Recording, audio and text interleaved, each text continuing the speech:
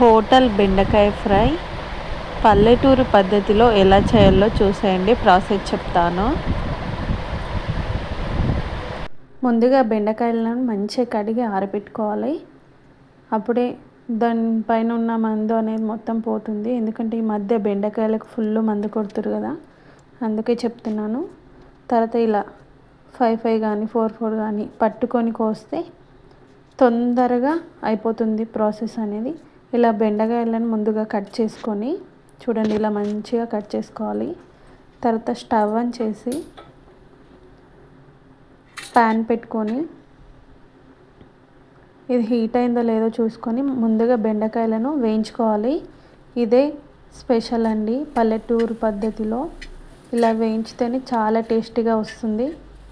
చూడండి, పెంక మీద ఇలా మంచిగా వేయించుకొని పక్కన పెట్టేసుకొని ప్యాన్ పెట్టుకొని ఆయిల్ వేసుకొని ఆయిల్ హీట్ అయిన తర్వాత పల్లీలను వేయించి పక్కన ఉంచేద్దాం.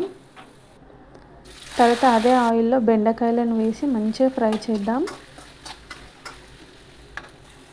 చూడండి, ఇక్కడ బెండకాయలు అనేది ఇలా ఫ్రై కావాలి. తర్వాత 4-5 పచ్చిమిర్చీలను పొడవుగా కట్ చేసుకొని దాంట్లోనే వేసుకొని మంచిగా ఫ్రై చేసుకుందాం. అలాగే కొంచెం పసుపు వేసుకుందాం. తగినంత ఉప్పు గిన్నె వేసుకొని బాగా కలుపుకుందాం. పచ్చికాయలు వేసుకున్నాం కాబట్టి కారం అనేది ఎక్కువ పట్టదు మనకు. చూడండి, ఇక్కడ నేను కొంచెం కరివేపాకు గిన్నె వేసాను.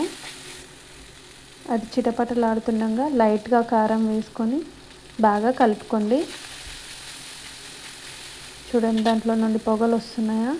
ఆ టైంలో ముందుగా మనం వేయించి పెట్టుకున్న పల్లీలను వేసుకుంటే అయిపోతుంది. అంతే, బెండకాయ ఫ్రై సింపుల్ అండి.